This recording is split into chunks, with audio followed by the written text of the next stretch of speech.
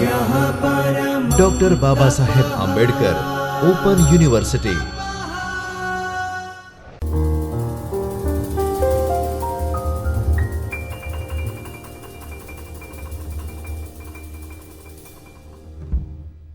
नमस्कार विद्यार्थी मित्रों, doctor Baba Saheb Ambedkar open university के चैतन्य स्टूडियो से मैं डॉक्टर आशीष कुमार सिंह, सहायक प्राध्यापक हिंदी, आपका हार्दिक स्वागत करता हूं। मित्रों, आज हम इससे पहले निबंध की पढ़ाई कर चुके हैं। आज हम जीवनी के बारे में पढ़ाई करेंगे। जीवनी शरद चंद्र चट्टोपाध्याय जी के ऊपर लिखी गई है। विष्णु प्रभाकर ने लिखा है आवारा मसीहा के नाम से। मित्रों, जीवनी को हम पढ़ेंगे और समझेंगे। हिंदी की कथेतर गद्य विधाएं में इस पेपर में जिन विधाओं का समावेश किया गया है वह इस प्रकार हैं: निबंध, जीवनी, आत्मकथा, संस्मरण, यात्रावृत्त, रेखाचित्र, पत्र साहित्य, डायरी एवं रिपोर्टाज आदि हैं, जिसमें से आज हम जीवनी आवारा मसीहा पर बात करेंगे। जीवनी आवारा मसीहा विष्णु प्रभाकर जी द्वारा लिखा गया है। इसके उद्देश्य क्या है, प्रस्तावना क्या है, जीवनी लेखक विष्णु प्रभाकर जी के बारे में, जीवनी की वस्तु एवं संवेदना क्या है, भाषा शैली, आवारा मसीहा शीर्षक की सार्थकता कितनी है, उस पर भी चर्चा करेंगे। इसके आवारा मसीहा जीवनी की सारबिंदु क्या हैं, उनकी भी चर्चा करेंगे, जिससे आप परीक्षा उपयोगी प्रश्नावली और उपयोगी पाठ्य सामग्री का निर्माण कर पाएंगे। उद्देश्य: इस इकाई में हम जीवनी विधा में विष्णु प्रभाकर की लिखी बंगाली साहित्यकार शरद चंद्र चट्टोपाध्याय की जीवनी को पढ़ेंगे। इस इकाई को पढ़ने के बाद विष्णु प्रभाकर के बारे में जान पाएंगे, इस जीवनी की वस्तु संवेदना को जान सकेंगे, जीवनी की भाषा शैली का विश्लेषण कर पाएंगे, आवारा मसीहा शीर्षक की सार्थकता को समझ पाएंगे।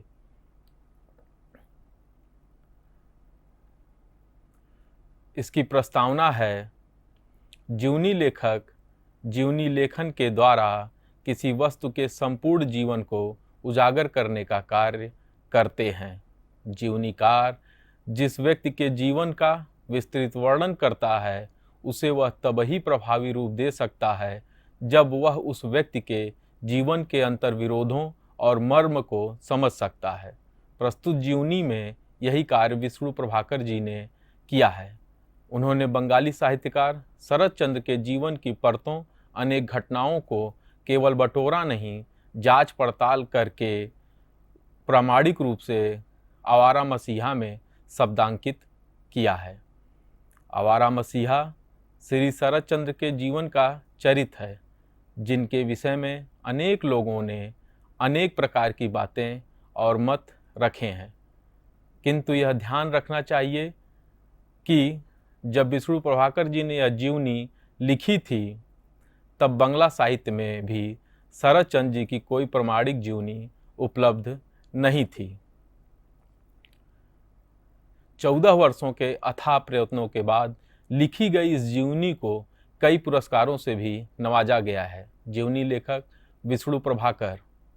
विष्णु प्रभाकर जी का जन्म 21 जून 1912, मृत्यु 11 अप्रैल 2009 में हुई। अपने साहित्य में भारतीय वाग्मिता और अस्मिता को व्यंजित करने के लिए ये प्रसिद्ध रहे हैं।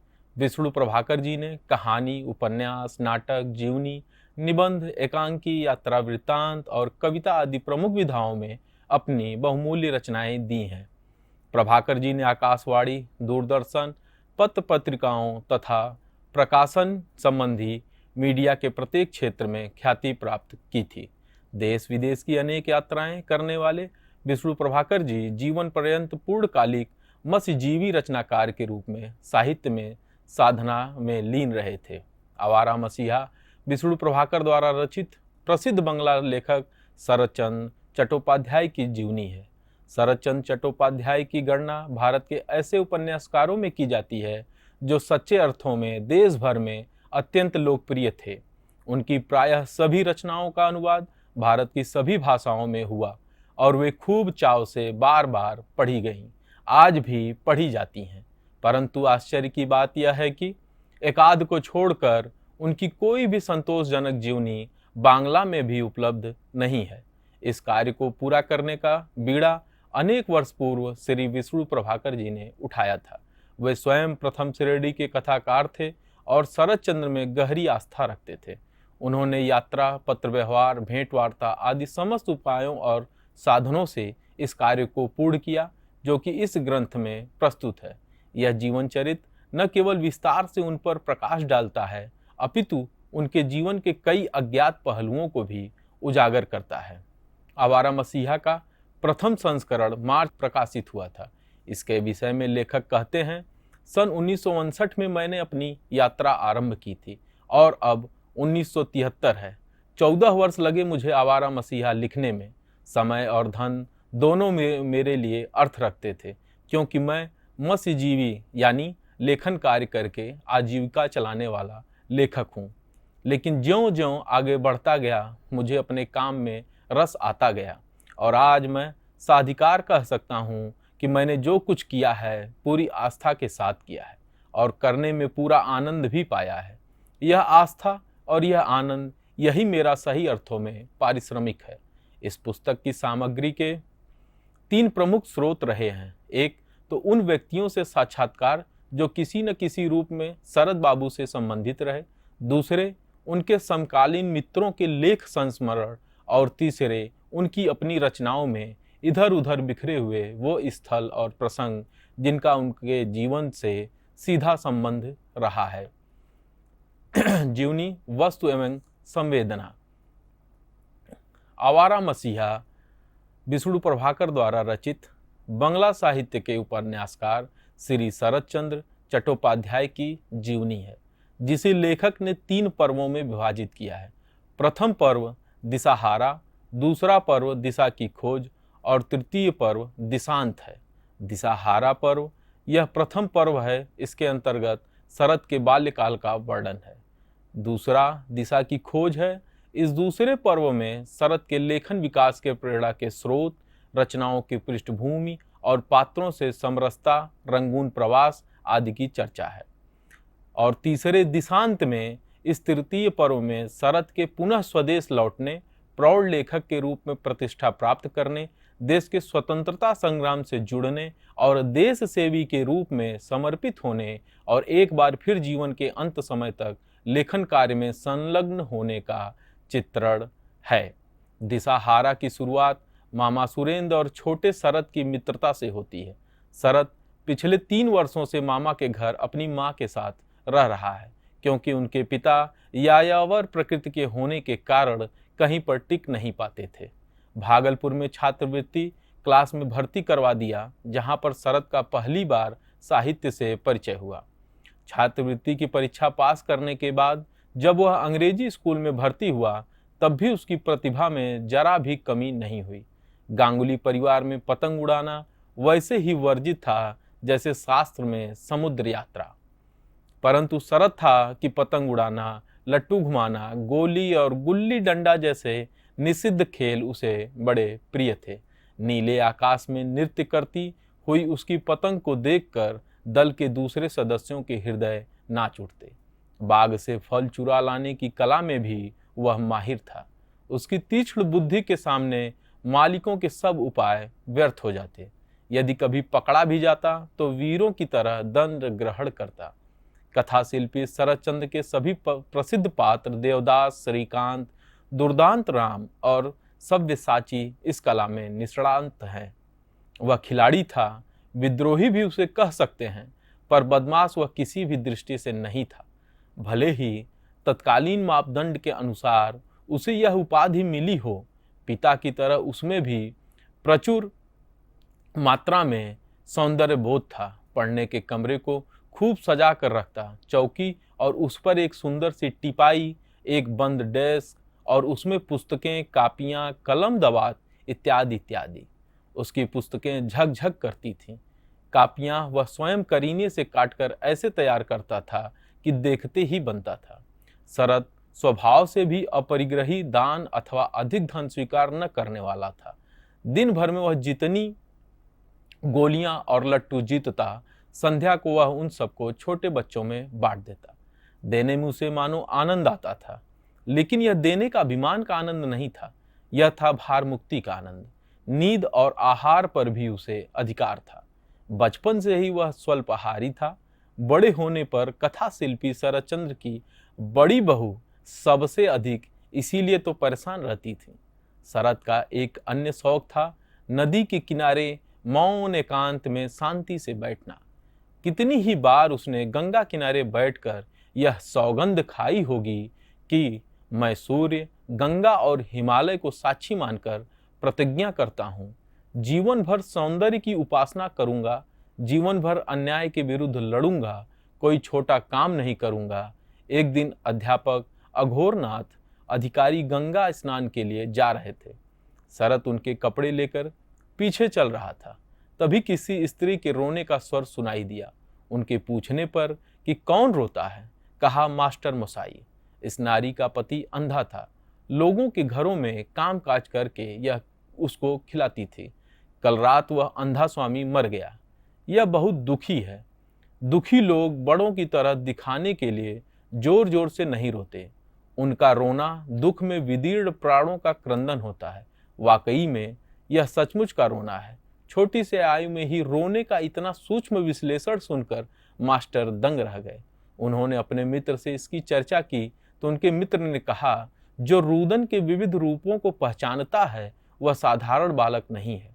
बड़ा होकर निश्चय ही मनसत्तत्व, मन संबंधी बात, मन के विषय में कोई गूढ़ ज्ञातव्य तथ्य को जान लेने वाला होगा, के व्यापार में प्रसिद्ध होगा। उस पर प्रारंभ से ही बंकिम चंद्र और रविन्द्रनाथ का प्रभाव था। शरद की मां का निधन होने के बाद शरद के जीवन में कोई मधुरता नहीं रही। पिता के याया और स्वभाव के कारण उन्हें कई स्थान बदलने पड़े। अभ्यास में भी व्यवधान हुआ। आवारगी भी बढ़ती गई। उसमें आवारगी के साथ साथ असाधारण स्मृति भी थी, जिसके कारण जीवन के कई अनुभव हुए। इसी अनुभवों के चलते दिशा की खोज में वो बर्मा चले गए। बर्मा के जहाज की 4 दिन की यात्रा में मनुष्य के जीवन को निकट से देखने का अनुभव हुआ। शादी करना, 2 साल में बीवी की प्लेग के कारण मौत, बंगाल वापस आना, पांडुलिपियों का जलना आदि हादसों का उनके जीवन पर काफी समय तक गहरा प्रभाव रहा। इस दौरान उनकी कहानियां, उपन्यास आदि प्रकाशित होते रहे और उनकी रचनाएं पूरे बंगाल में छा गईं, जैसे देवदास, निष्कृति, श्रीकांत प्रथम पर्व, एकादश, वैरागी, चरित्रहीन, गृहदाह, स्वामी, श्रीकांत द्वितीय पर्व आदि आदि। जिस समय वे लोकप्रियता के चरम पर थे, तब उनके जीवन में एक अन्य क्रांति आई। देश के राजनीतिक स्तर पर परिस्थितियां बदलीं और शरद भी उससे बच नहीं पाए। पाथेर दाबी में उनके राजनीतिक विचार जोर शोर से उभर आए हैं। यह उपन्यास क्रांतिकारियों के लिए गीता के समान था। वे अधिकांश क्रांतिकारियों का समर्थन करते थे। शरदचंद्र की साहित्य सेवा को देखते हुए ढाका विश्वविद्यालय ने उन्हें डिलीट की उपाधि से सम्मानित किया। वृद्धावस्था में वे कैंसर से पीड़ित रहे, फिर भी आत्मशक्ति कम न हुई। अंतिम समय में ऑपरेशन कराने के लिए उनके पास धन नहीं था। मित्रों की सहायता से उन्हें एक नर्सिंग होम में दाखिल करवाया गया, पर वे वहां टिक नहीं पाए। चोरी चोरी तंबाकू का सेवन करते रहे। क्रमशः कमजोर होते चले गए। आंखें भी नहीं खुलती थीं, पर फिर भी एक नर्स के आने पर उन्होंने कहा कि यह लंगड़ी है। पूछने पर बताया कि उसकी सैंडल का आवाज सम नहीं थी, अतः पता चला। ऑपरेशन की स्थिति नहीं रही। अंततः 16 जनवरी सन 1938 ईस्वी को वे अपना पार्थिव शरीर छोड़ गए। अपनी कलम और विलक्षण बुद्धि के कारण विश्व में विख्यात हो गए। आइए अब इसके भाषा शैली पर बातचीत करते हैं। भाषा भावों की वाहिका होती है, अर्थात रचनाकार के मानसिक भावों को भाषा के माध्यम से पूर्णता प्राप्त होती है। किसी भी रचना की भाषा का रूप देखते समय हमें 2 दृष्टियों से विचार करना पड़ता है। रचनाकार की दृष्टि से कि उसकी अपनी भाषा, और दूसरा उसके चरित्रों के द्वारा प्रयुक्त भाषा। दूसरे प्रकार की भाषा भी लेखक के गुण कौशल का परिचायक है। फिर भी पात्रों की विभिन्न मनःस्थितियों के अनुकूल भाषा में भेद भी हो सकता है। किसी भी साहित्यिक रचना का महत्व उसके अन्य गुणों के साथ साथ उसकी भाषा शैली के आधार पर ही आंका जा सकता है। आवारा मसीहा में जीवनी को पाठक के सम्मुख रखने में लेखक ने निम्न भाषा रूपों को प्रयुक्त किया है: साधारण बोलचाल की भाषा, शुद्ध परिनिष्ठित खड़ी बोली, चिंतन प्रधान भाषा, अलंकृत एवं काव्यात्मक भाषा। साधारण बोलचाल की भाषा के बारे में विष्णु प्रभाकर जी अधिकांश स्थलों पर परिनिष्ठित यानी पूर्णतया कुशल भाषा प्रयोग किया है। अनेक स्थलों पर शरत एवं उससे संबंधित पात्रों को सहज बोलचाल की भाषा का प्रयोग करते हुए पाते हैं। संवादों की भाषा में इस प्रकार की भाषा का प्रयोग किया है। उदाहरणार्थ, हंसकर शरत ने उत्तर दिया, अच्छा पहले तुम ही बताओ तो यह क्या है और क्या होगा? तस्वीर यह क्या बात हुई? तस्वीर छोड़कर वहां क्या हो सकता है? तुम्हारी कल्पना शक्ति की बात तो तब है जब यह बता सको कि किसकी तस्वीर है। यदि मैं कहूं कि नारद मुनि की है तो वही तो है, देख। यह कहते कहते शरत ने चित्र पर से पर्दा हटा दिया। मैं तो अवाक रह गया। सचमुच उस बूढ़े का चित्र था। गांव के तालाब के आस-पास अस्त व्यस्त वृक्ष समूह, उसके बीच टेढ़ा मेढ़ा रास्ता, उस रास्ते की छाया में बैठा हुआ वृद्ध, बिल्कुल नारद मुनि जैसा। सरकार उस चित्र को देख ही रहे थे कि वह बूढ़ा आ पहुंचा। सीढ़ी पर पैर रखते ही उसने पुकारा, देवता घर पर हैं क्या? शरत ने कहा, देखो नारद, तुम्हें एक काम करना होगा, बहुत कठिन नहीं। रोज सवेरे मेरे घर आकर बैठना होगा, चाय आदि लेते हुए यह चित्र बनाते हुए देखना होगा। चाय की बात सुनकर वृद्ध नारद मुनि के मुंह में पानी भर आया। शुद्ध परिनिष्ठित खड़ी बोली। इस प्रकार की भाषा जीवनी के करीब सारे पात्र बोलते हैं। मूलतः शरत बंगाली भाषा में लिखे गए थे। रविन्द्रनाथ के भाषण भी बंगाली में दिए गए थे। अतः लेखक ने उन पात्रों भाषणों का हिंदी में अनुवाद किया है। परंतु दोनों ही शिक्षित साहित्यकार थे। उन्होंने बंगला में भी अधिकांशतः संस्कृत के शब्दावली का प्रयोग किया था। अनुवाद करते समय परिनिष्ठित हिंदी का प्रयोग होना स्वाभाविक है। उदाहरणार्थ, पंटू, कैसा दुर्भाग्यपूर्ण जीवन है मेरा, कैसे अर्थहीन, निष्फल, नीरस दिन, मास, वर्ष सिर पर से गुजर जाते हैं। सोच नहीं सकता, भगवान ने जब बुद्धि दी थी थोड़ी सुबुद्धि भी दे सकते थे। नहीं दी तो इतना प्यार करना क्यों सिखाया? प्यार करने के लिए एक पात्र दे देते तो क्या उनका विषयों में मनुष्यों की कमी पड़ जाती? नहीं जानता यह उनका कैसा न्याय है। चिंतन प्रधान भाषा, जो उनकी तीसरी भाषा है। साहित्यकारों के जीवन में ऐसे अनेक क्षण आते हैं जब वे धर्म, राजनीति, प्रेम, व्यक्ति जीवन, पाप पुण्य आदि के विषय में विचार करते हैं। आवारा मसीहा में इन्हीं समस्याओं का जब भी विश्लेषण किया है तब से संवादों की भाषा चिंतन प्रधान हो गई है। शरत एक स्वामी जी के सामने जीवन की समस्याओं को रखता है और वे उत्तर देते हैं। उदाहरणार्थ, शरत ने उस दिन स्वामी जी से पूछा, अच्छा स्वामी जी, आप ईश्वर को क्यों नहीं देख पाते? स्वामी जी बोले, ठाकुर ने कहा है समुद्र में रत्न है, यत्न करने की आवश्यकता है। संसार में ईश्वर है, साधना करनी चाहिए। काई से ढके तालाब के सामने खड़े होकर यदि जल लेना चाहो तो काई को हटाना पड़ेगा। इसी प्रकार माया से ढके नेत्र लेकर ईश्वर के दर्शन नहीं हो सकते। सबसे पहले माया से मुक्त होना होगा। इसी तरह चौथा है अलंकृत एवं काव्यात्मक भाषा। जीवनी का संबंध साहित्यकार शरत से है, अतः स्वाभाविक है कि भाषा अलंकृत और काव्यात्मक प्रयुक्त हुई है। इससे संबद्ध पात्र अस्वाभाविक एवं यथार्थ दिखाई देते हैं। उदाहरण, लेकिन कहना जितना सरल था, मोक्षदा को छोड़ना उतना ही कठिन था। बचपन से ही जो दूसरों के लिए प्राण संकट में डालता आया है, वह कैसी निरीह लड़की को छोड़ देगा। इसलिए एक दिन लौटकर शरत ने मोक्षदा से कहा कि आज मैंने तुम्हारे लिए एक वर ढूंढ लिया है। मोक्षदा शरत की ओर देखती रह गई, फिर उसकी आंखें भर आई। बोली, इस तरह की बातें करते हुए आपको अच्छा लगता है? शरत ने कहा, ना ना, प्रयास नहीं कर रहा हूं और तुम्हें बुरा भी नहीं मानना चाहिए। आखिर तुम्हें विवाह करना ही है। जो व्यक्ति मैंने तुम्हारे लिए ढूंढा है वह तुम्हारा आदर करता है, तुम्हारे प्रति सहृदय भी है। कुल मिलाकर हम देख सकते हैं कि जीवनी की भाषा में सरलता, रोचकता, प्रवाहिता, प्रसंगानुकूलता, पात्रानुकूलता, वाक्य में संक्षिप्तता, चुस्तता, प्रभावात्मकता, सुघड़ता, कलात्मकता के सुचारू रूप से गुथा हुआ है। तद्भव, तत्सम, देशज, अरबी, फारसी आदि शब्द भी सहज रूप से आ गए हैं। अगर हम शैली की बात करें तो प्रभाकर जी की भाषा शैली अत्यंत उत्कृष्ट, सुघड़, कलात्मक और प्रवाहपूर्ण है। 61 वर्ष की आयु को समेटने के लिए 500 के लगभग पृष्ठों का प्रयोग हुआ है, परंतु कहीं भी भाषा शैली में बिखराव या शिथिलता नहीं आई। विश्व प्रसिद्ध बंगाली उपन्यासकार की जीवनी लेखन में उन्होंने अनेक शैलियों का प्रयोग किया है, जिससे रचना में विविधता के साथ रोचकता बनी रही। युग के अनुरूप, जीवन के अनुरूप भाषा रूपों का प्रयोग किया गया है। संक्षेप में कह सकते हैं कि एक छीड़काय व्यक्ति के महान जीवन की महाकाय गाथा आवारा मसीहा के रूप में प्रभाकर जी ने प्रदान की है। आवारा मसीहा में वर्णन की विभिन्न शैलियों का प्रयोग किया गया है, जिससे कथा रसात्मक एवं रोचक बन पड़ी है। जीवनी में आत्मकथ्यों को प्रस्तुत और प्रमाणिक करने के लिए यह आत्मकथात्मक शैली का प्रयोग हुआ है।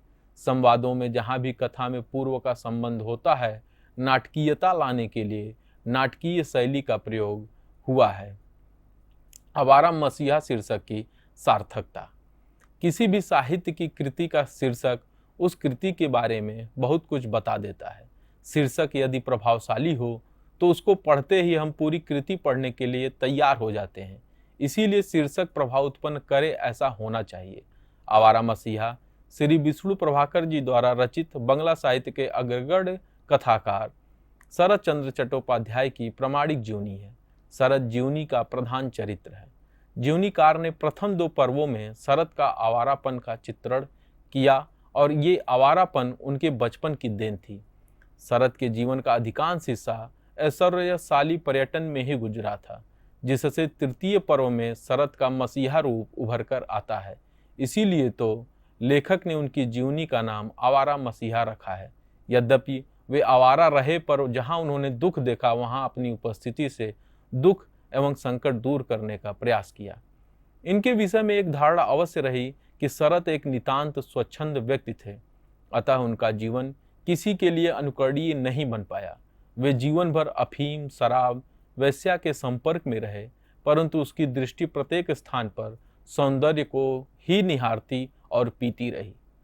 न जाने कितनी बार उसने गंगा किनारे पवित्र एकांत में बैठकर दूर से आती हुई बच्चों की शरारत भरी आवाजें सुनी। संभवतः वहीं उसने प्रतिज्ञा की होगी, मैं सूर्य, गंगा, हिमालय को साक्षी मानकर प्रतिज्ञा करता हूँ कि जीवन भर सौंदर्य की उपासना करूँगा। शायद इसी आवारापन का परिणाम है कि उनके अंदर का मसीहा जागृत हो गया। बचपन से ही उनके मन में अन्याय के विरुद्ध लड़ने तथा मानवता के प्रति सहानुभूति के भाव उदय हो गए थे। एक बार वह अपने मास्टर के साथ कहीं जा रहे थे, तभी किसी स्त्री का रुदन सुनकर मास्टर ठिठक गए। पूछने पर शरद ने बताया, मास्टर मुसाई, इस नारी का स्वामी अंधा था। लोगों के घरों में काम काज करके वह उसको खिलाती थी। कल रात वह अंधा स्वामी मर गया। वह बहुत दुखी हुई। दुखी व्यक्ति बड़े लोगों की तरह दिखाने के लिए जोर जोर से नहीं रोते। उनका रोना दुख से विदीर्ण प्राणों का क्रंदन होता है। मास्टर मुसाई, यह सचमुच का रोना है। ऐसी थी उनकी दृष्टि जो दुखी व्यक्तियों के हृदय के भावों को समझ लेती थी। मानवता के प्रति अपार सहानुभूति की भावना का ही परिणाम था कि जब रंगून में प्लेग फैला तो शरद ने अपनी जान की चिंता किए बिना बीमारों की सहायता करते रहे, मृतकों का अंतिम संस्कार करते रहे। लेखक ने उनकी इस मसीहा प्रवृत्ति का वर्णन किया है। उपर्युक्त विवेचन से हम कह सकते हैं कि विष्णु प्रभाकर जी द्वारा दिया गया शीर्षक आवारा मसीहा संपूर्णतः योग्य, सार्थक व उचित है। अब हम सार बिंदु की बात करते हैं। उपर्युक्त विवेचन के बाद सार रूप में कह सकते हैं कि आवारा मसीहा श्री विष्णु प्रभाकर जी द्वारा रचित बंगला के साहित्यकार शरद चंद्र चट्टोपाध्याय की जीवनी है, जो 3 पर्वों में लिखी गई है। प्रथम पर्व दिशाहारा में शरद चंद्र के बाल्यकाल का वर्णन एवं संकलित घटनाएं हैं। इस काल में उनकी जिजीविषा ने उन्हें भटकाया है। द्वितीय पर्व दिशा की खोज उनका उपन्यास रचना में प्रवृत्त होना, आजीविका अर्जित करने के लिए देश विदेश जाना, जीवन के अनुभवों को अर्जित करना बताया है। तीसरे पर्व दिशांत में उपन्यासकार के रूप में प्रतिष्ठित होना, सामाजिक क्षेत्र में कार्यरत होना, अंत में जीवन लीला समाप्त होने तक की घटनाएं वर्णित हैं, जिसमें उनका मसीहा रूप उभर कर सामने आया है। शरद सुंदर नहीं थे, परंतु उनकी आंखें बहुत सुंदर और आकर्षक थीं। पूरे दिन के परिश्रम के बाद जीत में जो मिलता था उसे बच्चों में बांट देते थे। उसे देने में सुख मिलता था। अभिमान से उन्होंने कभी कुछ नहीं दिया। वे रविंद्रनाथ को अपना गुरु मानते थे। उनमें झूठ को सच बनाकर प्रभावी रूप से कहने की अनोखी कला थी। उनमें सूक्ष्म रूप से निरीक्षण करने की अद्भुत क्षमता थी। किसी भी चीज को गहराई से देखते थे। उनकी अधिकांश कहानियां यमुना विख्यात पत्रिका में प्रकाशित होती रहती थीं। एक बार चरित्रहीन और नारी प्रबंध की पांडुलिपियां जलकर खाक हो गईं। तब से उनमें हृदयघात के लक्षण नजर आने लगे थे। राजनीति में योग देना देशवासियों का कर्तव्य मानते थे।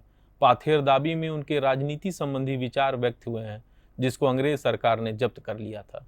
शरद की साहित्य सेवा को देखते हुए ढाका विश्वविद्यालय ने उन्हें डिलीट की उपाधि से सम्मानित किया था। पुस्तकों से उन्हें काफ़ी धन मिला, फिर भी उनकी जेब सदा से खाली रही। वृद्धावस्था में उन्हें कैंसर हुआ था, फिर भी आत्मशक्ति तनिक भी कम नहीं हुई थी। ऑपरेशन करवाने के लिए पर्याप्त धन नहीं था। मित्रों की सहायता से नर्सिंग होम में दाखिल कराया, पर कायदे के हिसाब से वे वहां नहीं रह पाए। 16 जनवरी दिन रविवार सन 1938 ईस्वी को वे अपना पार्थिव शरीर छोड़ गए।